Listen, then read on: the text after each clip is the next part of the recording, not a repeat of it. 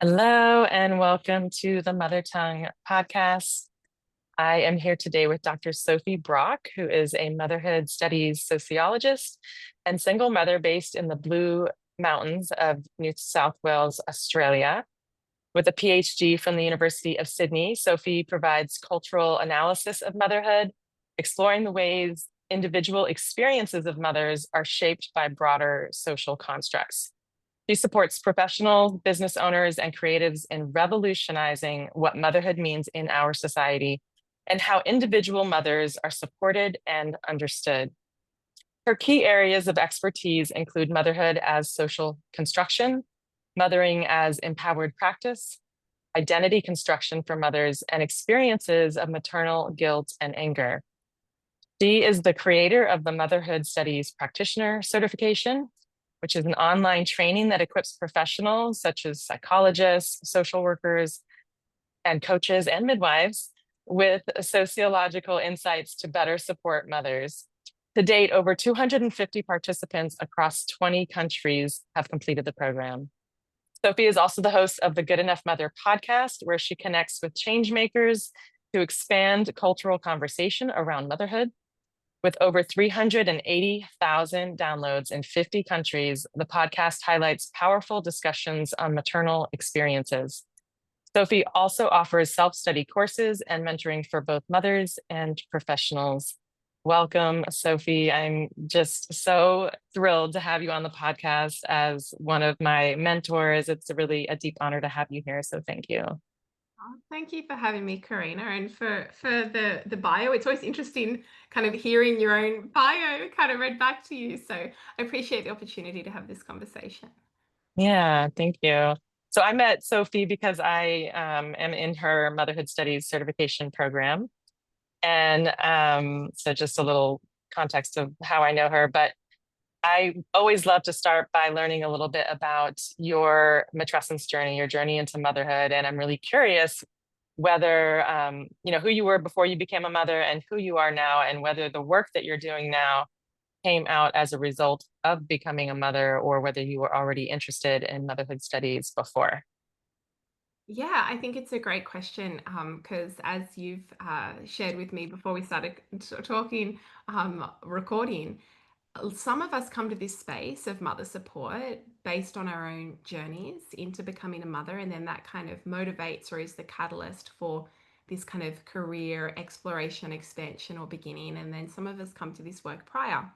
And so I actually came to this work prior. So I went straight from an arts degree into an honors, which is kind of like a master's. And my focus in that was motherhood studies. And then I developed that into a PhD on motherhood studies. And so that was all before I became a mother. And what I found really interesting when going about the course of doing that research was that there was actually almost like a level of suspicion as to why would I be interested in mothers if I wasn't a mother. You know, when I would tell other people at the university or fellow PhD researchers what I was studying, they would kind of say, "Oh, are you, but you're not a mother, are you?" I said, "No." And so they was like, "Okay, so what led you to be interested in this?" And I think that that question in and of itself is an interesting reflection on the way that motherhood is situated, this sense that, well, you must be a mother in order to be interested in it. And that kind of, I guess, framing of that question often isn't asked of other people who do research in other areas that may not be directly linked to their lived experience. And as I also have shared, everybody is mothered in some way. And Mm. most of us know a mother and are mothered in a way that really shapes a lot of who we end up becoming. So I think that rather than it being quite this niche topic that it's sometimes framed as, that it's one of the most universal topics that there is. So I came to an interesting intersection in that I became pregnant in the very last part of my PhD when I was kind of in the write up stage. And so that was certainly motivation for me to try and get my dissertation submitted before my baby arrived, which I did when I was about 6 months pregnant when I submitted. And then I received the email that kind of lets you know that you've passed and have been awarded the degree when I was 40, I was about 41 weeks pregnant. Wow. I was for labor shortly after that. So yeah, there was very much an intersection for me in that way. And of course, my experience as a mother has undoubtedly shaped the work that I do. And I kind of come from the perspective that our lived experience is always kind of guiding us, and we're not these objective slates going about doing our work in the world. And so, of course, my experience as a mother has certainly shaped my passion and my interest as my work has developed. Yeah. Yeah, it's so interesting. You got the notification when you were 41 weeks. It almost was like your body was waiting for that. And then it's like, okay, now I can have this baby. Um, so and you're a single mother, and I wonder if you've done, if in any of your research, if you've looked at the particular identity construct or challenges associated with being a single mother. And I'm interested because I'm also a single mother and have been for most of my mothering life. And yeah, I'm sure some of them are really obvious as far as the challenges, but just curious how that has shaped your work and what your experience has been. Yeah, so that intersection that I spoke about in terms of receiving the award of the PhD and then going into labor, there was another intersection in my life at that time. I was married and I didn't expect that I would be a single mother. And so I don't talk about the details too much publicly because I found it really difficult to navigate that divide between where are the boundaries of my story and my daughter's story, in kind of the public realm as well. So that's been tricky. But part of how that Mm, has been my early experience of becoming a mother was completely shaped by the environment of a divorce, that happened, very unexpectedly. And so I was navigating the first 2 years of my daughter's life while also navigating what it means to be a single mother when that's not what I had expected. And so there are certainly these gaps for all of us, I think, in different ways between what we expected our lives to look like and what we expected our motherhood journey to be, and then the reality that we're faced with. And so part of what I had to do was kind of redefine what being a single mother would mean, because certainly we have the social stereotypes and cultural tropes of what being a single mother is. And, be interested to hear your read on that as well, Karina. But mm, part of what I needed to navigate was actually shifting my identity, from one that was pretty closely tied with um, uh, hardship, or victimhood in a sense because of the nature of those, that early phase. And that is part of the cultural trope of being a single mother too, right? It's this sense that, will poor you, and that's so hard, and isn't that awful, and I'm so sorry,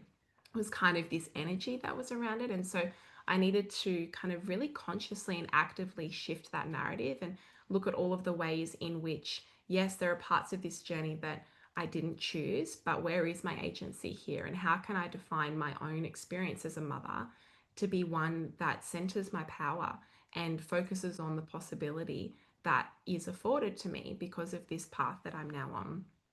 And so when I was doing my research, it was on mothers who have children with disabilities. And so I was focused on their sense of identity, their experience of motherhood socially and culturally, and also their relationships.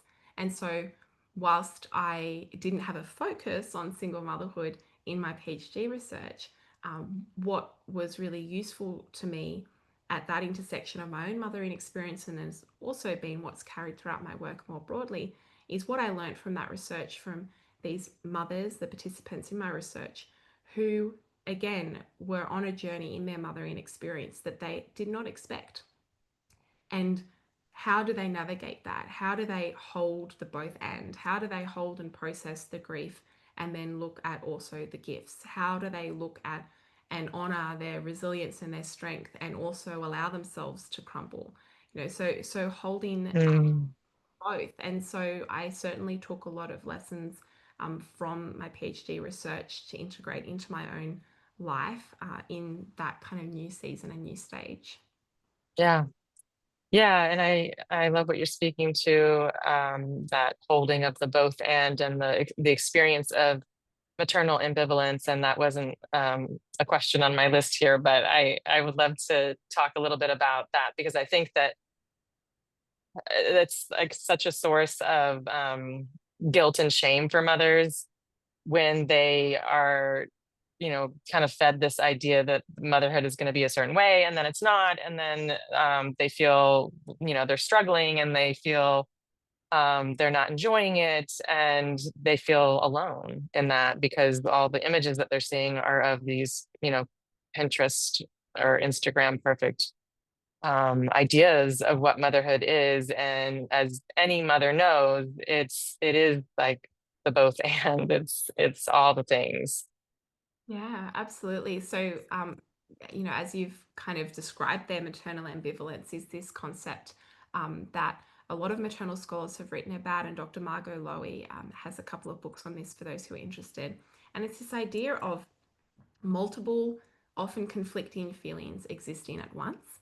And it's breaking apart that both end binary that we're expected to feel one or the other or be one or the other. And that a multitude of human emotions can exist at the one time. And that's actually central to our experience as human beings.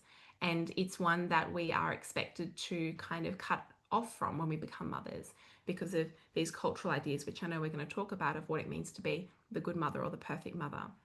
We're expected to be the one thing. And if we're not, then that somehow can feel like it calls into question our worth as a mother, our identity as a mother, how good of a mother we are, and the relationship that we have with our children. And so, part of how I think it can be useful to frame this is certainly in my own experience of saying I can feel a whole array of things about my experience of motherhood and about my life and about my daily challenges, and none of that ever calls into question the depth of love that I have for my daughter.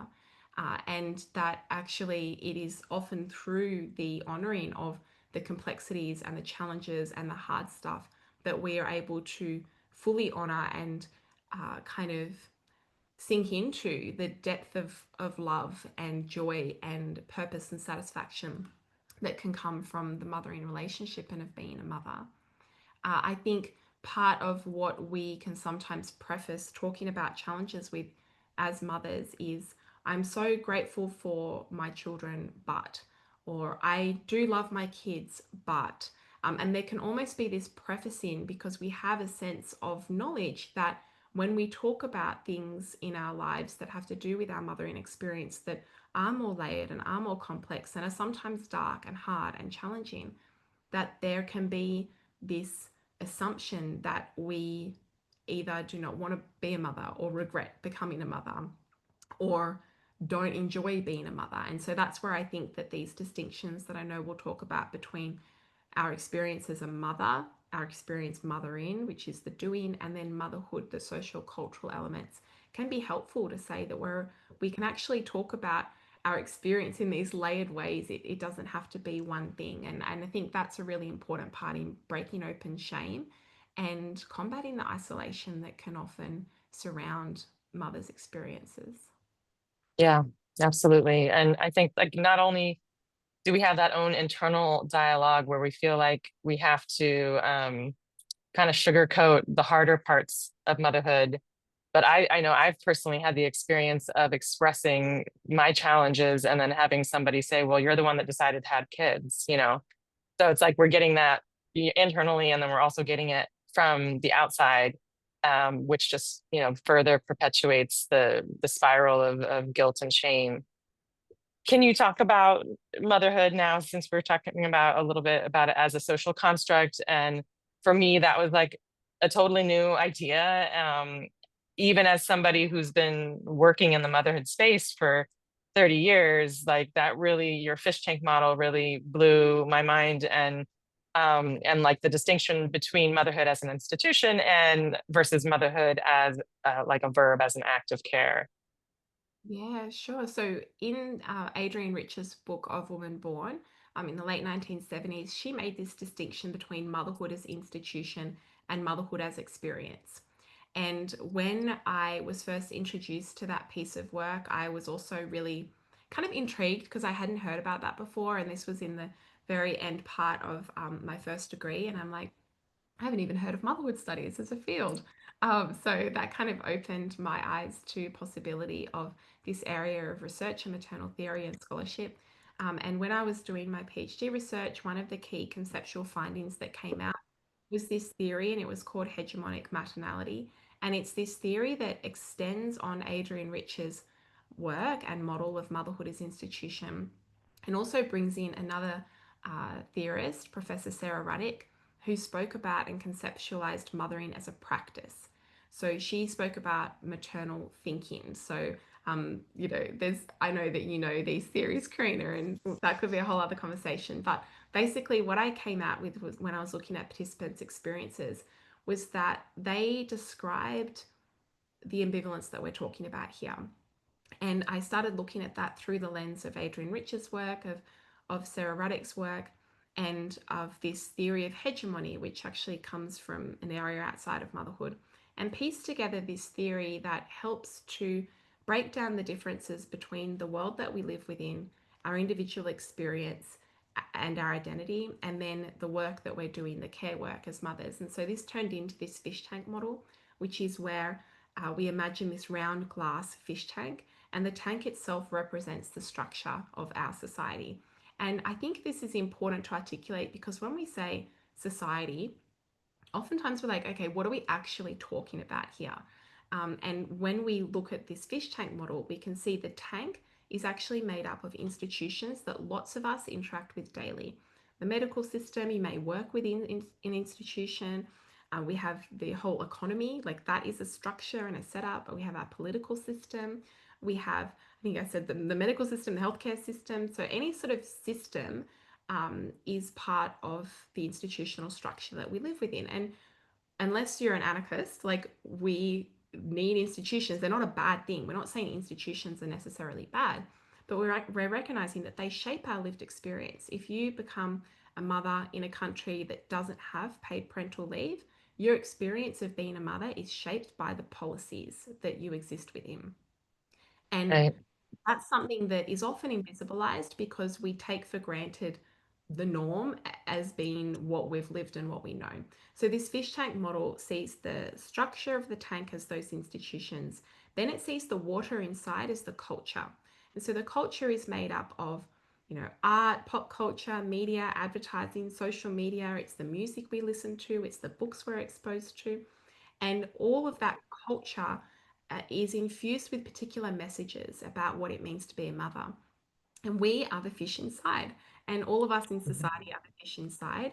But looking at this specifically for mothers, we are born into that tank as children. So our socialization actually starts, and the socialization is basically us absorbing the water that we're swimming within. That starts when we're babies. And Mhm. that shapes us. So when we become mothers, we're not this blank slate that, okay, I'm going to write out how I want my motherhood to be and I'm going to decide on what my values are. A lot of that shaping has already happened already.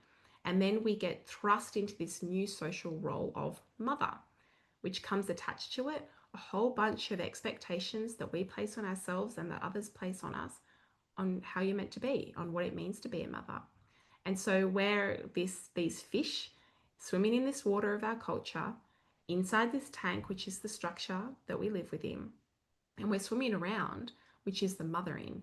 So that's the breastfeeding or bottle feeding, it's the emotional regulation, it's the rocking, it's the learning how to mother, learning about your baby, learning about how they respond, learning about how to parent a toddler, learning how to parent a Mhm. teenager. Like it's the doing, it's the changing of them, it is the act of care work, which can be and is done by anybody. But that act and that practice, it can be helpful to make the distinction between that and the role of being a mother as an identity, because they're actually different things. And we can say, for example, there are some parts of mothering, of the practice of the doing of the care work, which I find really mundane or boring or agitating, or that I absolutely love. Like I love these bits of mothering. And we can talk Mhm. about that as one whole thing. And that is separate to my identity as a mother of who I am now. So those are the kind of distinctions between motherhood, the tank, the structure, the water, which is our culture that we're swimming within, which, as you know, Karina, is infused with the perfect mother myth.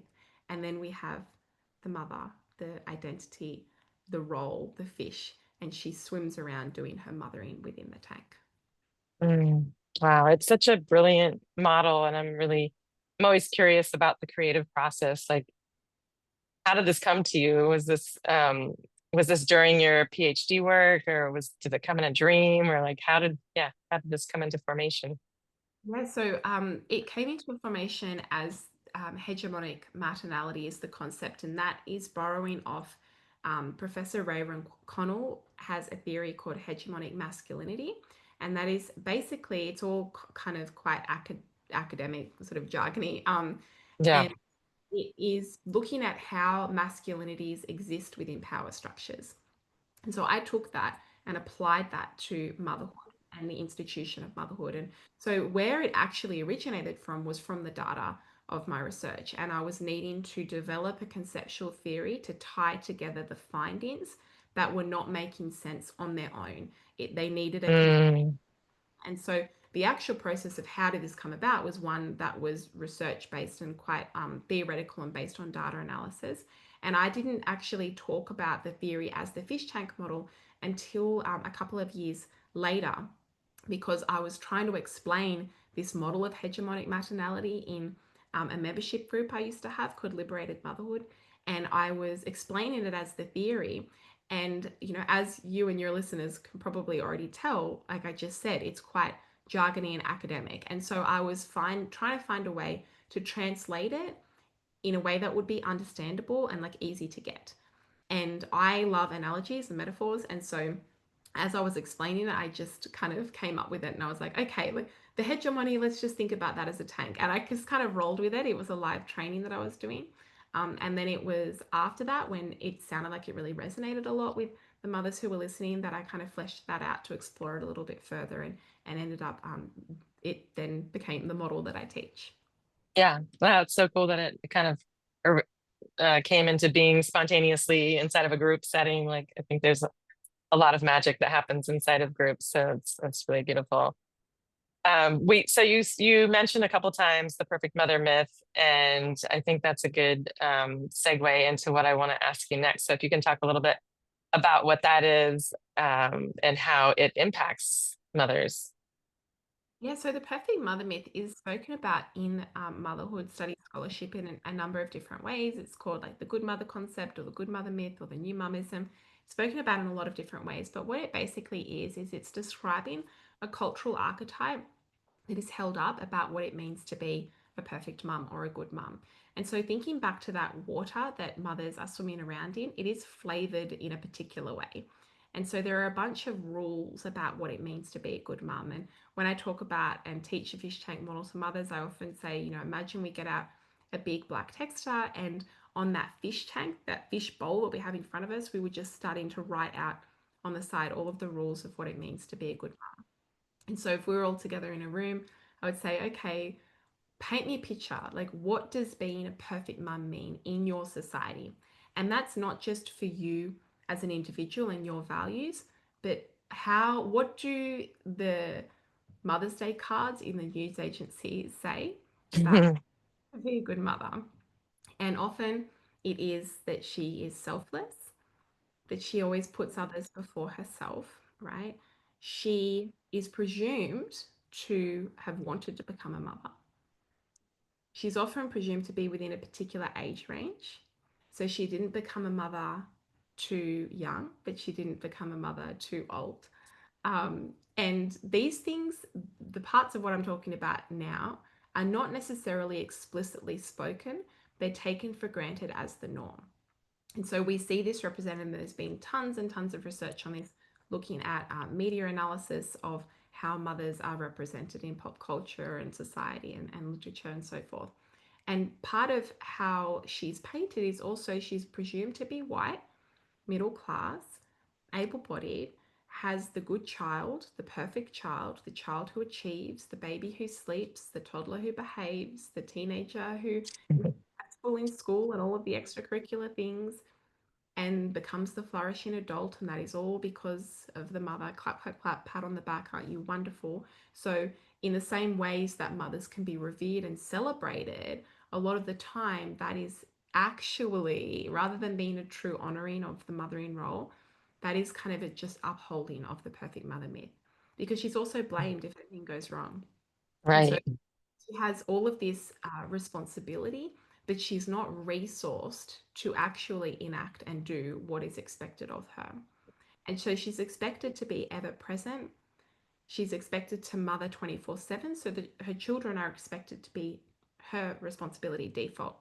So if she's not caring for them, then who is? She is expected to love every minute of being a mother. She's expected to have endless patience. She never feels anger or apathy or boredom or regret or resentment.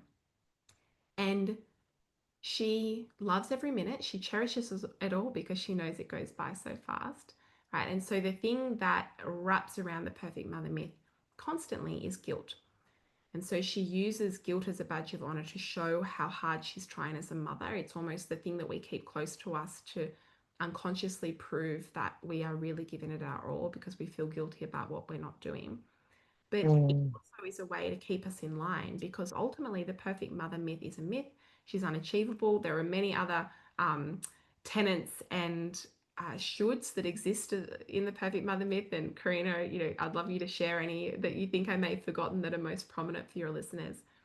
But it's an unachievable, it's not just unachievable standard, it's an impossible ideal that even if we could reach would actually not be good for our children, would actually be harmful for our children, which is the part that I think is often left out. So the reason why this is so important for us to grasp and looking at and examining our experience as mothers is because this myth is within the water that we're breathing in all of the time. And so it becomes part of us and it can seep into our belief systems, into our inner voice. And it is one that is very critical and can really end up being quite detrimental to our mental health, our physical health and well-being, our sense of contentment, well-being, and our experience of joy as mothers. And it's very insidious, and it's one that I hope that we can kind of unearth, to be more conscious of, and start to release some of these shoulds and examine them, to see, well, what is it that we really want from our mothering experience? What is it that's really important to us? And can we start to clue into and see the cultural messages when they come at us Right. about what the Yeah. perfect Yeah, because then we can really become creative in our mothering. And I know for me, when I had my first daughter, I had been a midwife already for 7 years, and I had been supporting women through this rite of passage.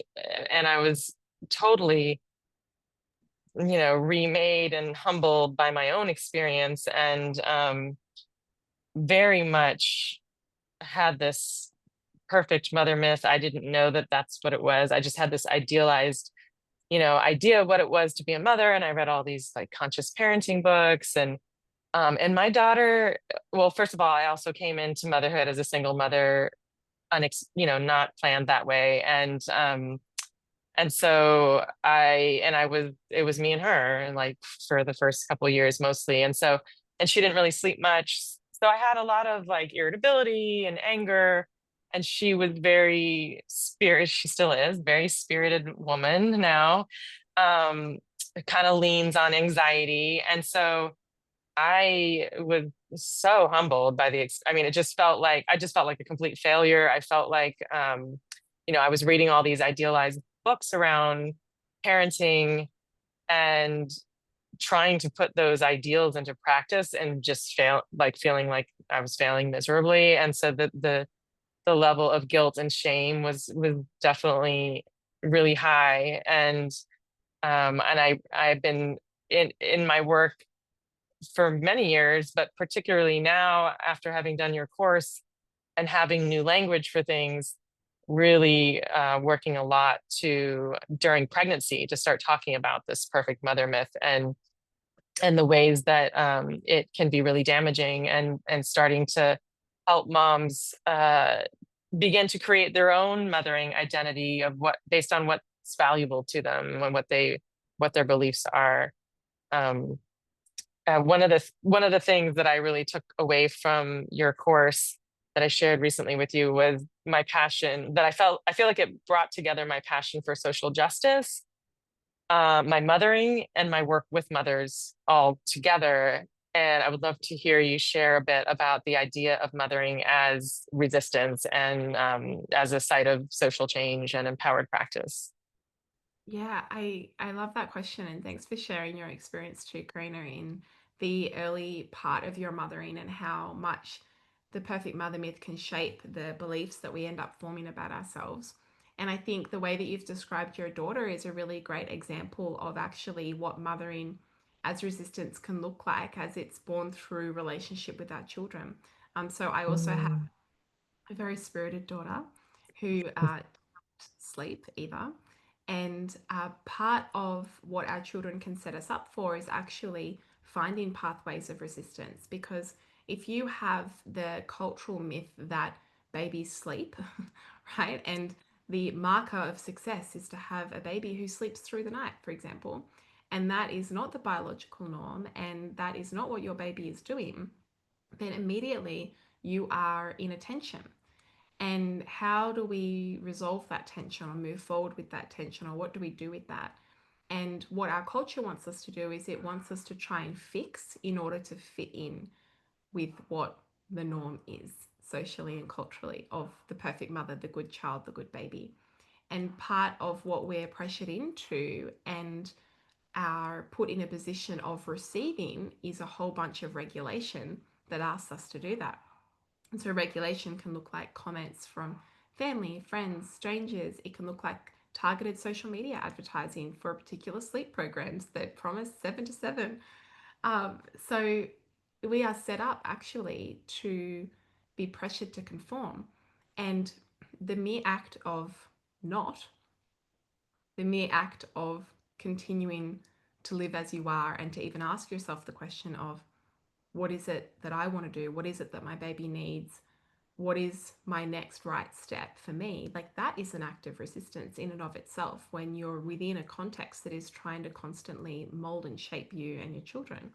So I think when we talk about empowered mothering as a practice and mothering as resistance, we can talk about the bigger ways that that looks in terms of looking at how we have intersections with particular social justice movements, Black Lives Matter. We look at the ways that mothers in the US, there are mothers against guns, and like there are mothers who form all sorts of social initiatives and ways of connecting with each other and trying to change social policy, public policy, enter into politics. Like that is one avenue that we can talk about, and certainly mothering as activism as a practice.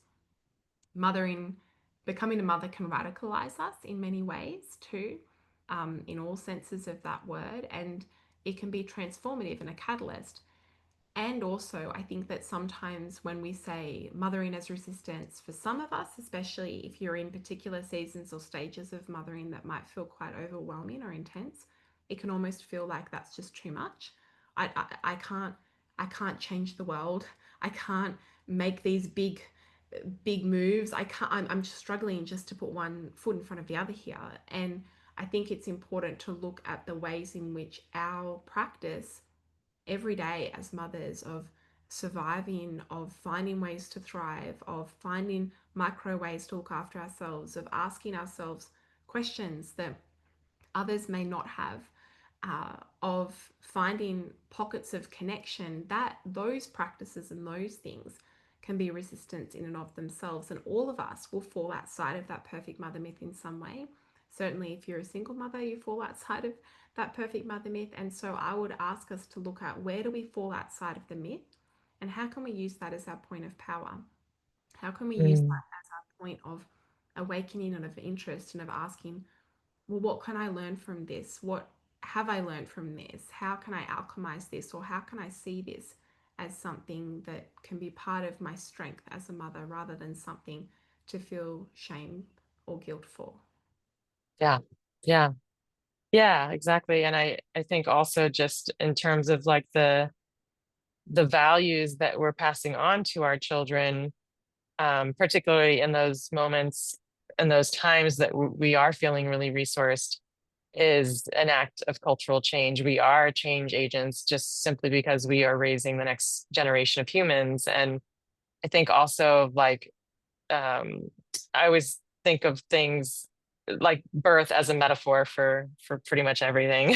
And so like when you were talking about before about like the perfect mother myth and how does that show up in the mothers that I work with, it's like, you know, wanting to be or feeling pressured to be this like serene hypnobirther that's really quiet and graceful. And that's the way that people think of grace. I see grace differently in birth. I really see it as embracing whatever the moment brings. And I love to see women get wild in birth and the sounds and the postures they take. And I think that that's another way that, you know, patriarchal motherhood tries to control the experience of motherhood and dictate what's okay and what's not okay, and how, you know, you're supposed to progress in this certain way.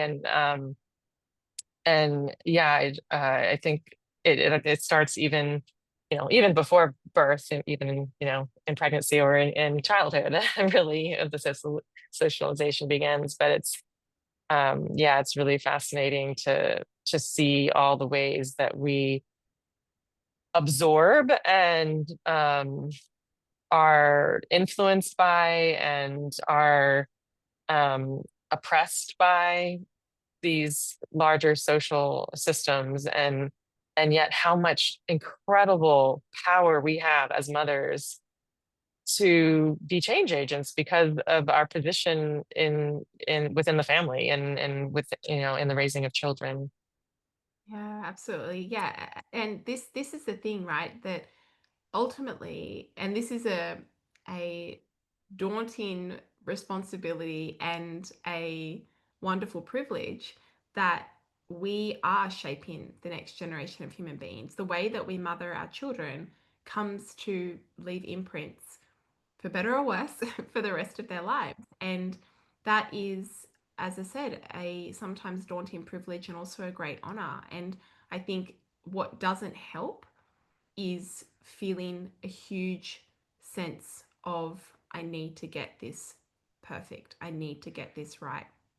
Yeah, Because part of the shaping of a human being is in that rupture and repair, is in allowing them to see all of the ways that we fall down and get back up, and that we're imperfect, and that life is messy. Being a human being is a really complex experience. And so we're equipping our children with the skills to navigate that complexity, not to pretend that everything is perfect and that we can save them and save ourselves from every and any great challenge or hardship that comes their way or our way. And so I think trying to dial the pressure down a little bit, whilst also recognizing what a powerful role we have. And I hope that can be motivation too for mothers to turn inwards and center themselves and recognize that that's not a decentering of their children. That's not a putting their children second or last, or not being a good mother, but that actually our well-being and our thriving and our care and our connection to ourselves is a really important part of how we mother our children. yeah, absolutely, absolutely. That's a big area of focus in my work. And I think what goes with that is, you know, working with mitigating and dismantling the experience of maternal guilt and shame. And for me, that was in large part because those have been such big forces in my own experience as a mother. And you have this wonderful model, the maternal anger guilt trap, that you teach in your program. It was really helpful in giving language to the experience that I've had, and I know like every mother has, um, and about what happens inside of patriarchal motherhood. And um, I wonder if you can talk a little bit about this cycle and the ways that mothers can interpret it and use it. Yeah, sure. So this idea is really a way to conceptualize and wrap a process around what is already happening for many of us as mothers. And it's called the anger guilt trap, as a cycle, because it just repeats and perpetuates itself. And so if we start at the top, we kind of imagine in our minds this circle, and we start at the top of the circle with the perfect mother myth and all of those shoulds and pressures that we've spoken about. Another big one, which I didn't mention, was the pressure to mother like you don't have work, like you don't have children, but Mhm. but Right. you don't engage in paid work. Recognizing that mothering is work, right? It's just not compensated. And so we have all of these competing demands. We're pulled in a thousand different directions, and we have all of this pressure on us. And that pressure asks us to self sacrifice. It asks us to do more, be more, try harder, work harder. And we're doing all of this inside this, capitalist, patriarchal system that has so many problems and that sets many of us up who are engaged in care work for failure and for invisibilization and for exploitation. So we're within this bigger system experiencing these kind of everyday emotions. And over time, and when I say time, I could be talking years or I could be talking over a couple of hours of the day, we can get worn down, right? We only have so much in our tank, especially when we're not being poured into. And what happens is a sense of depletion on many different levels. And when we get to a point of depletion, I think of this a little bit like a kettle that is boiling, or and you have obviously, it goes up and up and up and up until it reaches a boiling point and it boils over. Or you have somebody who, we're climbing a rock face and we have a backpack on full of things, and we're climbing and we're getting more exhausted, and then someone just throws an extra small rock into the backpack, and that is the thing that causes us to let go. And it's the boiling point which is reached at maybe the smallest thing. It could be an upturned meal from your toddler. It could be a text that comes in reminding you that your electricity bill's overdue. It could be something that your partner says if you're partnered. It might be something small, but it causes a big reaction. And so that thing is the trigger. And the reaction is not about the thing. The reaction is in response to the build up of all that you've been carrying for all of that time that has passed. And what can then happen is an explosion or an eruption of anger or rage. And this is oftentimes when we haven't been given the tools and we aren't equipped with the knowledge and practice and support of how to express anger in ways that are productive and supportive of processing, can come out in ways that may not feel good, that may not feel in alignment with our values. It might be a slammed door, it might be, a harsh voice, it might be you yelling, it might be look like a number of things. And a lot of mothers actually describe feeling guilty for not even an expression of anger, but even just feeling it. So even just feeling Mm. it arise, they feel like a bad mum for even feeling it, not even expressing it. And so what then happens after either the felt experience or the expression of anger? We go back to the perfect mother myth. A good mother wouldn't feel like this. A good mother wouldn't do that. How could I do this? We guilt on ourselves, we should on ourselves, and we tell ourselves that we should be better. Our children deserve more than this. How could we do this? Maybe I wasn't even cut out to be a mother, right? We can go to all sorts of different narratives depending on your own kind of history and lived experience. And then what does that ask us to do then in this cycle? It asks us to sacrifice more. So we may actually loosen our boundaries more and say yes when we really needed to set a boundary and say no because we're motivated by guilt. We're trying to make up for our perceived shortfall. And that just perpetuates this cycle of depletion and burnout, and the triggers come in and the anger erupting, and we can kind of get stuck in this cycle. And so the first point of recognition really needs to be at this perfect mother myth place, which all your listeners are engaging in by just listening to this episode, of understanding what are the shoulds that I've internalized about what it means to be a good mother, and writing them all out. A good mother is, a good mother looks like, a good mother should feel, a good mother should not feel, like externalizing all of this so then you have something to work with, and looking at what things do you really believe, what things are you not sure about their origins and you want to think about it or get some support in exploring it a bit more. What are the things that are really important to you? Because just because something's on the perfect mother myth list doesn't mean that it's bad or wrong. You may be, for example, a nutritionist for your profession and you're passionate about food, and so making food organically from scratch and not buying processed food, like that may be something that's an important value for you. For another mother, that may just feel like pressure. And every time I buy my child nuggets, I feel like the worst parent in the world. And so Right. we look at unpacking all of those shoulds. And then, I'm sure you talk about this with your clients already, Karina, of going through that anger guilt trap model. And at each stage of the cycle, there are things that we can bring in and tools that we can use to create little cracks and interruptions. And ultimately, what we're wanting to do is actually create those interruptions earlier on in the cycle so that we are able to mother from a place of less depletion, of more vitality, ideally, but also so that when we do have those triggers or when we have anger arise, which we will, we know how to process it and we don't shame it away because that ends up having it explode later on. Yeah. Wow. Thank you for sharing all that. It is such a vicious cycle, and it's really great to know that there are ways to interrupt it and to, yeah, to mother from a place that isn't depleted. I think that that's one of my ultimate goals with the mothers that I work with. So I know we need to bring it to a close. I would like to just ask you, like, what's your vision for the future? What's the impact you want to have? And if it is like a matriarchal motherhood, what does that look like? Yeah, it's a good question. Interestingly, I don't focus too much on the impact, mainly because Mm, I kind of just focus on what do I have capacity to do and to offer, and what can I bring of myself and my resources to meet whatever need is currently in front of me. Because uh-huh. part of if I were to answer the question in going, okay, what impact do I want to see in the world? It's massive. I know I think we've talked about this before, Karina, in like a motherhood studies call of looking at paid parental leave, looking at shifts in public policy in terms of social support for mothers, for single mothers. We'd look at mothers in leadership positions, mothers in government.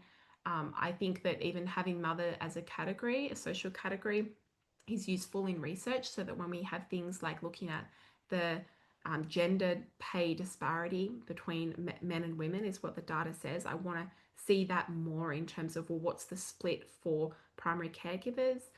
So like there is a whole episode plus more on what we could talk about Yeah. in see.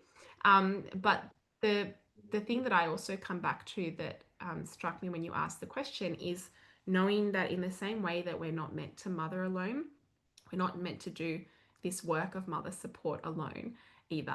And so I don't see it really as a responsibility that I take on my shoulders alone in terms of what impact do I want to have.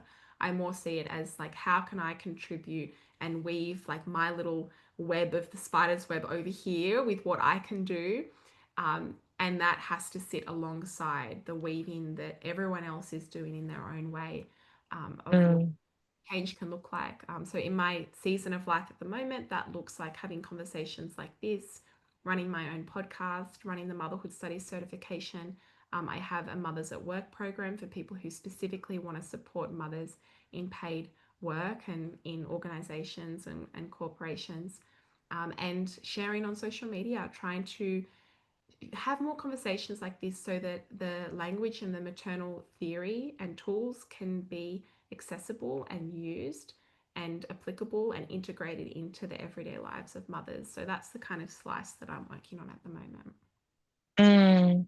Wow, so beautiful, and such a great modeling of sustainability in motherhood too, because I know what it is to be so passionate about the work that you do, and we are, as mothers who are in this work, who are change agents, I consider myself a visionary. I have great visions, and also it's like I'm a single mom, I got three kids, I got bills to pay, I gotta find, and I'm on call, it's like a lot. And so it's such a, I just love your answer as a modeling for how we can do this work in a sustainable way, and the importance of doing it collectively, in in community with other people that are also passionate about the work. So thank you so much for your time and your insight and your wisdom and all the work you're doing in the world. And I will put all of the links to, where people can find you and your podcast. And